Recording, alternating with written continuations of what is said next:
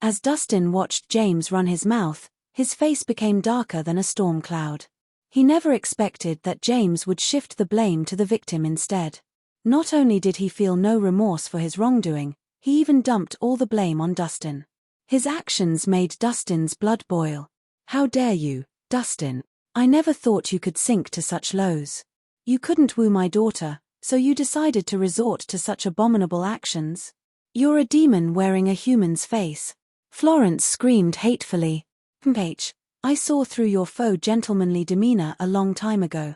Not only did you try to steal our money, you've even tried to harm my cousin. You're an animal." Julie roared, her eyes wide with rage. "After all that happened, are you still not repentant?" Dustin frowned. "What do I have to repent for? This is clearly your fault. You're the one who tried to hurt my sister," James said indignantly.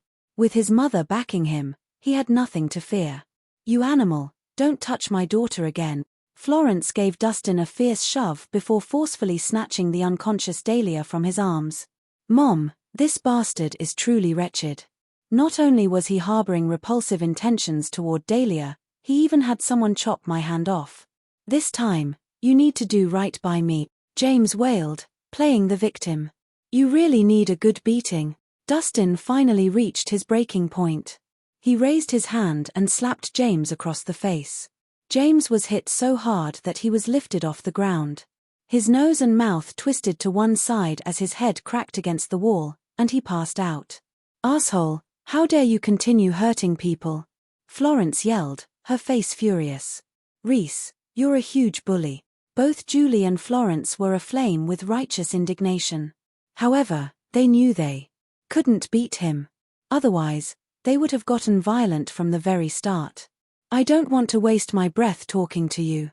Once Dahlia wakes up, she'll tell you the truth. Now get out of my sight and take that piece of shit with you," Dustin roared. This time, James had truly pissed him off. He was as cowardly as a mouse, yet he bullied those weaker than him. When James had to confront Duncan, he didn't even dare to make a noise. He was quick to abandon his sister and run.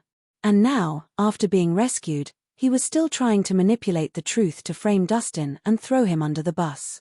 Lowly scum like him deserved to be taught a lesson. "Rhys, just wait.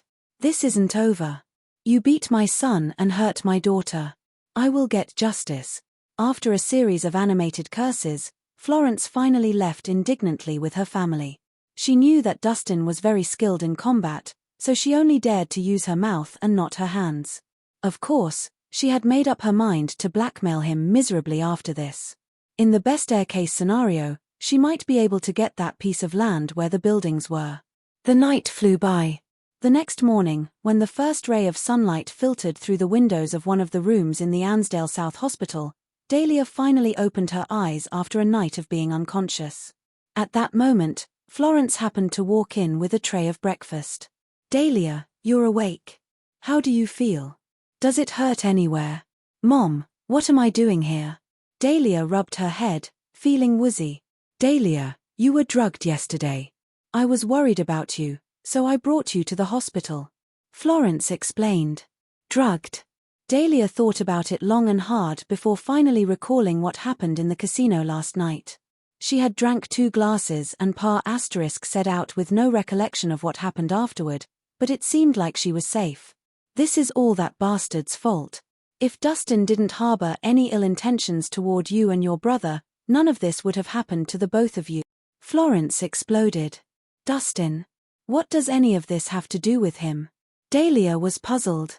"I bet you still have no idea that he conspired with the owner of the casino to drug you. He was going to take advantage of you. Fortunately, James fought back and managed to save you," Florence replied. "Mom, there must be some kind of mistake." Dahlia smiled. "Dustin would never hurt me, much less use such dirty tactics. You've got it all wrong." "Oh, Dahlia. You get tricked all the time because of how naive you are," Florence retorted, her face serious.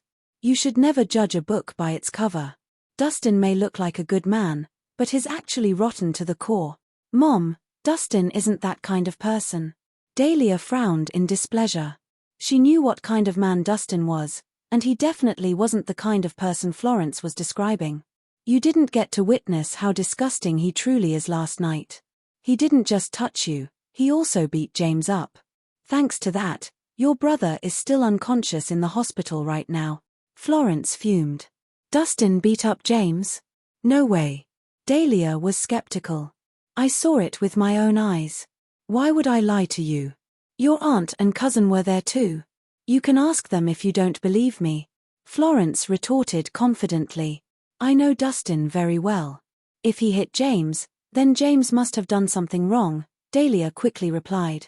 Hey, how could you defend an outsider?